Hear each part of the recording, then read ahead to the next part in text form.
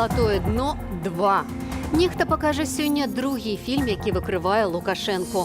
У аб'ектыве ж мы падсумуем падзеі дня сённяшняга. З вами Ольга Старасціна. Запрашаю на навіны па-беларуску і без цэнзуры. Будзе балюча. Краіны еўразвязу дамаўляюцца пра чарговыя санкцыі. Той кашмарны сцэнар, які прадугледжваў менавіта сектаральныя санкцыі, яшчэ нафтапрадукты і газ, ну гэта па сутнасці банкрутства краіны. Нет никаких сомнений, что самолет был посажен именно для задержания Романа Протасевича. Мы вместе с Романом были одними из главных врагов Лукашенко. Да Протасевича пусцілі адвакатку, якая нічога не можа распавесці праз падпіску аб неразгалошванні. Умоляю, я взываю вас о помощи. Я кричу: спасите Романа, спасите моего сына. Пришлось нам ехать и возвращать билеты. Не получится у нас отдохнуть. Пасажыры ў пралёце. Ці верне Белавія усім грошы за квіткі? На жаль, зараз мушу ісці і вяртаць свае грошы. Мільярдныя страты і банкротства Беларусі. Такія наступствы могуць чакаць нашу краіну, калі Лукашенка не зменіць цяперашнюю палітыку. Пра гэта размаўлялі міністры замежных справаў краінаў еўразвязу. Падчас адмысловай сустрэчы ў Ліссабоне яны абмеркавалі два асноўныя кірункі для новых санкцыяў: экспарт калійных угнаенняў і транзіт газу з Расіі. Чакаюць, ці баяцца рашучых крокаў еўразвязу простыя жыхары Беларусі, ды тыя, хто змушаны быў уцячы з радзімы, высвятляла Юлія Цяльпук. Гэта адна з віленскіх кватэраў, куды палітычныя уцекачы з Беларусі могуць прыйсці па адзенне і па прадметы гігіены ад арганізацыі «Дапамога». Много оставили в Минске: дома, одежду, деньги, работу, детей. Вот у меня ребенок приехал только 10 дней назад. Апозіцыянерка Інна Трусова ў Літве удзельнічае ў акцыях салідарнасці і дамагаецца санкцыяў супраць злачыннага беларускага рэжыму. У еўразвязе Літва наймацней уздымае гэтае пытанне. Канчаткова пераканаў Еўропу манёўр з самалётам Ryanair. Захоп самолету з затрыманнем двух пасажыраў з'яўляецца чымсьці цалкам непрымальным, і мы сапраўды пачынаем абмяркоўваць рэалізацыю фінансавых, сектаральных ды эканамічных санкцыяў. Міністры замежных справаў краінаў еўразвязу ў Лісабоне правялі нефармальную сустрэчу перад прыняццем 4-га пакету санкцыяў супраць афіцыйнага Менску. Перад стартам кіраўнік замежна-палітычнага ведомства Люксембургу Жан Асельбарн заявіў, што магчымае абмежаванне экспарту калійных угнаенняў з Беларусі ў еўразвяз. Раней са спасылкаю на ананімную крыніцу пра гэта напісаў часопіс Bloomberg. Было б балюча, кажа эканаміст. Па сутнасці гэта азначае мільярдныя страты Беларусі, і калі нас выкінуць з рынкаў знешніх, гэта будзе страты значна больш балючыя, чым можна себе ўявіць. І той кашмарны сцэнар, які прадугледжваў менавіта сектаральныя санкцыі, яшчэ нафтапрадукты і газ, ну гэта па сутнасці банкрутства краіны з велізарнымі негатыўнымі наступствамі для нас. Паводле Ярослава Рамончука, пры мяккім сцэнары страты будуць каля 2% ВУП да $1,5 мільярда.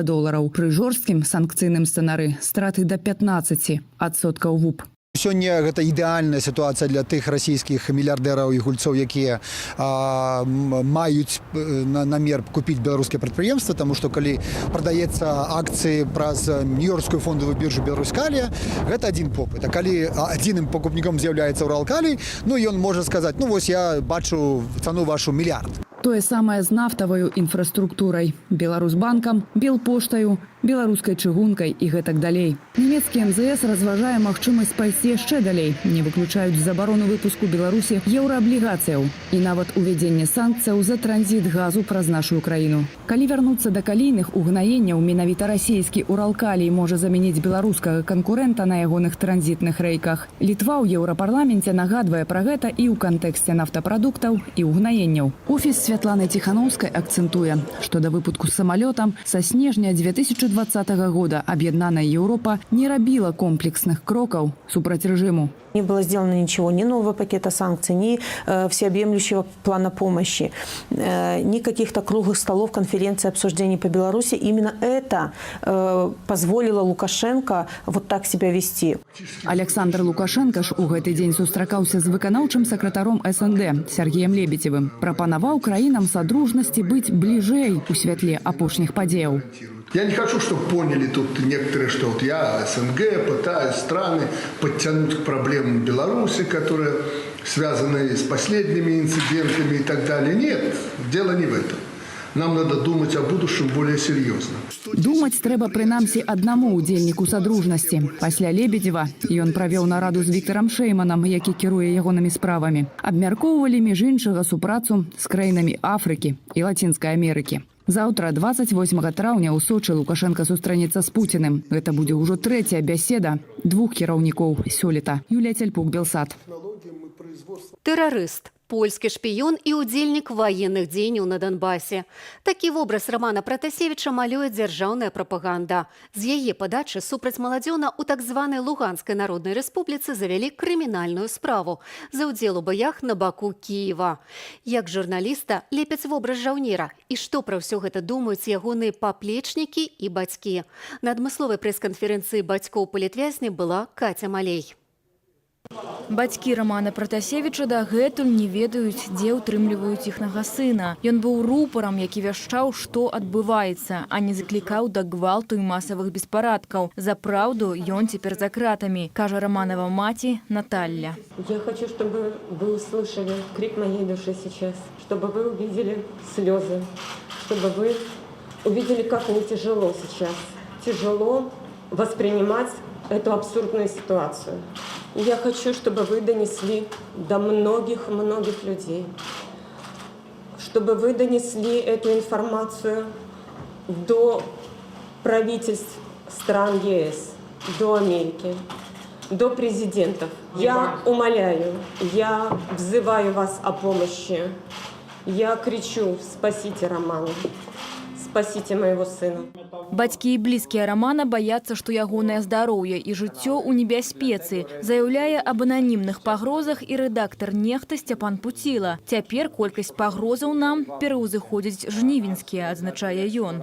К сожалению, очень вероятно, что в данный момент Роман подвергается пыткам. На видео с ним заметны следы сокрытия, избиений, шрам, грим, длинная одежда, чтобы скрыть возможные синяки. Белорусское КГБ, не секрет, что использует самые запрещенные методы для воздействия на задержанных, чтобы получить любую информацию. Разам з Романам Пратасевічам у нядзелю самалёта Ryanair знялі ды затрымалі ягоную сяброўку, грамадзянку Расіі Сафію Сапегу. Паводле адваката дзяўчыны, заўтра ў судзе разгледзяць скаргу на яе затрымання. Бацька ж Пратасевіч адказаў на закіды пра нібыты ўдзел ягонага сына ў баях на Донбасе на баку украінскага добраахвотніцкага батальёну «Азоў». Вы не воюете в горячих точках, ведь ваше оружие – слово. И то, к чему стремился мой сын, поверьте, он с лет 15 хотел быть военным журналистом, для того, чтобы всегда быть в центре горячих точек. К сожалению, в последнее время появилось очень много спекуляций с целью очернения нашего сына, использования своих интересов. Паводле следчых з прарасійскай непрызнанай Луганскай Народнай Рэспублікі Пратасевіч не проста ўдзельнічаў у баях на Донбасе. Ён меўся быць на пасадзе намесніка камандзіра 2-й ударна-штурмавой роты. У сваю чаргу былое кіраўніцтва Азову звяртае ўвагу на тое, што ў ім не было штурмавых ротаў і падкрэслівае, што Пратасевіч быў на Донбасе выключна як журналіст. Держись, сынок, держись, мы тебя любим и мы тебя вытащим. Катя Малей, Белсат.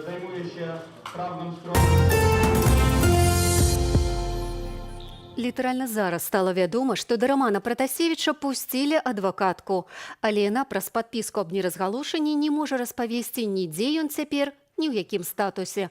Паведаміла толькі, што ён вясёлы і хвалявацца няма чаго. Што тычыцца іншых палітвязняў, то родным удалося іх пабачыць упершыню за амаль год. З Ігорам Лосікам жонка размаўляла праз тэлефонную трубку. Паміж імі было шкло. Спатканне адбылося ў гомельскім СІЗА, куды Ігора Лосіка, Сергея Ціхановскага і Міколу Статкевіча этапавалі перад судом. Вось што пра сустрэчу распавяла нам жонка вязня Марына Адамович.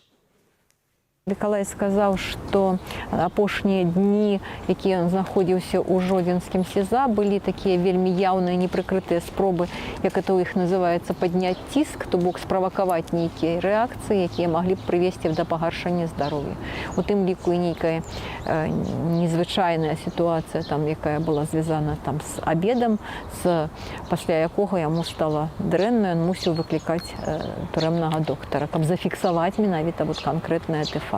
Мікалай прасіў перадаць людзям, якія так цудоўна выявілі сябе на працягу мінулага года, каб яны ніякім чынам не гублялі эту з'яднанасць, што любыя формы аб'яднання, няхай нават это там будзе таварыства квіткаводаў, зараз вельмі важнае, і што это аб'яднанне, это пачуццё еднасці можа вельмі хутка ізноў спатрэбіцца. Ён абсалютна перакананы, што тыя дзеянні, якія зараз улада прадпрымае ў дачыненні да людзей, да ўдзельнікаў пратэсту, увогуле да свайго народа і да міжнароднай супольнасці, яны непазбежна прывядуць да абвалу этого рэжыму, і што ўсё это справа недалёкай ўжо будучыні. Міколу Статкевіча затрымалі летась 31 траўня ў Менску на шляху на пікет для збору подпісаў за вылучэнне ў прэзідэнты кандыдатаў пратэсту. Пасля адбывання некалькіх адміністратыўных арыштаў яго не выпусцілі на волю, а выставілі абвінавачанне ў арганізацыі масавых беспарадкаў. Ягоную справу будзе разглядаць Гомельскі абласны суд. Дата паседжання яшчэ не прызначаная. Самазабойства пасля допытаў. На месцы гібелі маладзёна, якога сілавікі давялі да самагубства, паўстаў народны мемарыял. Але ўлады ушанаваць памяць Дмітрыя Стахоўскага не дазваляюць. Сілавікі сцвярджаюць, што следчыя дзеянні з падлеткам адбываліся выключна паводле нормаў заканадаўства. А што пра гэтыя нормы думаюць не сілавікі, высвятляў Ярослаў Сцешак. Менск, вуліца Кірылы Тураўскага. На месцы гібелі 18-гадовага Дмітрія Стахоўскага людзі прынеслі кветкі, знічкі і лампадкі. Але ўжо вядома, што міліцыянты запатрабавалі ад кансьержкі дому прыбраць народны мемарыял, іначай яе звольняць, а кветкі павыкідаюць працаўнікі рэм-аўтадору. Дмітрий Стахоўскі – удзельнік жнівеньскіх акцыяў пратэсту супраць міліцэйскага садызму. Ён быў сіратой, жыў у інтэрнаце. І менавіта працаўнікі інтэрнату паведамілі ў міліцыю, што юнак удзельнічаў у пратэстах, пасля чаго супраць хлопца і завялі крымінальную справу. Перад смерцю Дмітрий пакінуў пост у сацыяльнай сетцы, дзе вінаваціць следчы камітэт і кажа пра жудасны ціск з боку следчых. Хлопец публікаваў мала сваіх фатаграфіяў, але ёсць відэа, дзе падобны знешне малады чалавек прадставіўся Дмітрием Стахоўскім. Так супала, што гэта рэпартаж пра пажар ад адыёзнага прапагандыста СТВ Григория Азаронка. Я увидел, что человека всего обгоревшего ложили на коляску и увозили в скорую помощь. Пасля грамадскага рэзанансу следчы камітэт пачаў высвятляць абставіны смерці хлопца, падзення з вышыні. Юнак быў падазраваным у крымінальнай справе, распачатай паводле факту масавых беспарадкаў у сталіцы летась. Усе следчыя дзеянні з ягоным удзелам праводзіліся выключна з захаваннем нормаў дзейнага заканадаўства і ў прысутнасці абаронцы. Згодна з вынікамі экспертных даследаванняў, канцэнтрацыя алкаголю ў крыві маладога чалавека склала 2,4 праміле. Гэтаксама раней і сілавыя структуры і асабіста Лукашенка заяўлялі пра алкаголь у крыві Мінчука Романа Бандарэнкі, які загінуў ад траўмы галавы ў міліцэйскім пастарунку пасля збіцця і выкрадання на плошчы Пераменаў. Калі журналістка Тутбай Кацярына Барысевіч апублікавала звесткі ад лекара Артёма Сарокіна, што ў крыві Бандарэнкі было 0 праміле, абодвух пасадзілі ў турму за нібыта разгалошванне медычнай таямніцы. Дзеці і падлеткі вельмі цяжка перажываюць тое, што цяпер робяць сілавікі, кажа псіхолог Наталья Скіпская. Яны разумеюць, што іншы чалавек можа зрабіць з іншым чалавекам нешта страшнае. І яны таксама пужаюцца вельмі. І гэта значыць, што і са мной могуць такое зрабіць. Але ў Беларусі ўжо ёсць як мінімум 6 непаўнагадовых палітвязняў. Мікіта Залатароў, Віталь Прохараў, Сергей Гацкевіч, Дзяніс Хазей і Давід Збаранскі. Больш дакладнай статыстыкі няма, засакрэчаная. Рэжым не глядзіць ні на асоб, не наглядзіць ні на ўзрост, не глядзіць ні на стан здароўя. І пад катком рэпрэсій апынуліся і дзеці.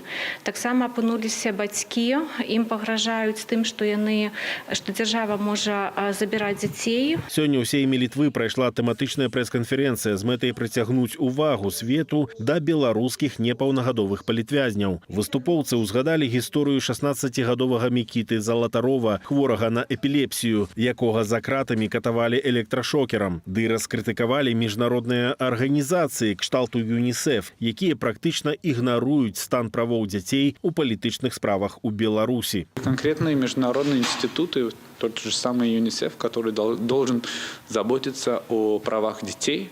И как минимум они тоже существуют в Беларуси, они существуют в Женеве, есть офис в Нью-Йорке. То есть не надо изобретать велосипед, надо только задействовать те механизмы, которые существуют. А што рабіць нам, беларусам? Псіхолог Наталья Скіпская кажа, што жыццёва неабходна падтрымліваць пацярпелых ад рэпрэсіяў дзяцей і падлеткаў. Прынамсі быць побач і тлумачыць, што цяпер адбываюцца няправільныя і ненармальныя рэчы і што гэта абавязкова скончыцца. Ярослаў Сцешык, Белсат. Выйшла з суда, затрымаў следчы камітэт. Справу Марыі Волкавай актывісты з Віцебску пераглядалі ў судзе. І сёння матэрыялы зноў накіравалі на дапрацоўванне, але на выхадзе з будынку суда Марыю чакалі следчыя. Показания инспекторов, которые их задерживали, стали вдруг более отчетливые сейчас, после стольких месяцев, чем были тогда после 4 дней, когда составлялись протоколы. Естественно, у адвоката возникли вопросы, вдруг почему это так произошло, что-то с памятью у них стало. Ну и поскольку они так сильно разнятся, судья сразу же отправила дело в РОВД назад. Суд у справе за нанясенне надпісаў на сцяне ля кавярні ў вёсцы Лучынаўка, якую сёння пераглядалі, адбыўся летась у кастрычніку. Марыю тады штрафавалі, але цяпер пракуратура запатрабавала больш жорсткага пакарання. На выхадзе сённяшняга паседжання суда Марыю затрымалі на некалькі гадзінаў. Дзяўчыну адпусцілі пад падпіску аб неразгалошванні.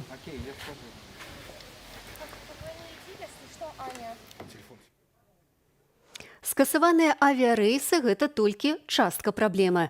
Ці вернуць грошы за квіткі? Тысячы беларусаў задаюцца гэтым пытаннем. Адны спрабуюць датэлефанавацца, іншыя едуць у офісы Белавіі, дзе ўтвараюцца велізарныя чэргі. Яшчэ адна праблема – як цяпер выехаць з Беларусі? Пра жалезную заслону Надзея Бельская. Цяперашнія чэргі ў касах кампаніі «Белавія» не па сезонныя зніжкі. Гэта ўсё тыя, хто хоча вярнуць свае грошы праз адмену рэйсаў. С ребятами мы собрались отдохнуть в Одессе. Вот, взяли билеты недели, наверное, 2 назад. Несколько дней назад произошло событие, из-за которого пришлось нам ехать и возвращать билеты. Паводле з метра з раніцы квіткі жадалі здаць каля 80 кліентаў. Як тлумачыць беларускі перавознік на сваёй старонцы, сродкі можна вярнуць цягам года там, дзе яны набываліся. Тым жа, хто купляў онлайн, давядзецца напісаць заяву і даслаць дакументы з пераліку на тым жа сайце на e-mail. Калі праз агенцтва звярнуцца да самога пасярэдніка. У гэтым выпадку сродкі вяртаюць яны. Цяпер не магу вылецець да Украіны, да Львова. І, на жаль, зараз мушу ісці і вяртаць свае грошы. І, на жаль, не ведаю, як зараз ехаць. Тут трэба альбо ехаць да Масквы, а пасля ўжо да Уніі Еўрапейскай. Мінскія самалёты Масква прымае ў адрозненне ад тых, што ляцяць мінуючы Беларусь. Так Расія адмовіла рэйсу з Вены авіякампаніі «Austrian» і «Air France» Парыж-Масква. Афіцыйнага пацверджання пра тое, што ў Маскве прынялі такое рашэнне, няма. Шэраг расійскіх медыяў апублікаваў адпаведную інфармацыю, наагул не спасылаючыся на крыніцы. Авіацыйны эксперт Богдан Далінцы параўноўвае сітуацыю з той, калі Украіна і Расія закрылі адна для адной паветраную прастору і спасылаецца на правілы міжнароднай арганізацыі грамадскай авіяцыі. Никакое государство-член не должно использовать инструменты управления воздушным движением для достижения или политических целей, или для необоснованной ограничения возможности безопасного выполнения полетов в каких-то других целях, кроме обеспечения безопасности авиации. Прымаць рэйсы з Беларусі афіцыйна адмовіліся 9 еўрапейскіх краінаў. Дасяжнымі засталіся толькі 5 – Вугоршына, Кіпр, Турцыя, Сербія і Эстонія. Надзея Бельская, Белсат. Чаму з намі ўсё гэта адбываецца? Бо мы не засвоілі урокаў мінулага. Нашыя продкі ўжо зазнавалі вялікі тэрор, а мы паўтараем іхныя памылкі. Пра гэта размова адразу пасля нашага выдання. А я завяршаю аб'ектыў. З вами была Вольга Старасціна. Зычу спакойнага вечара. Беражыце сябе і сваіх блізкіх.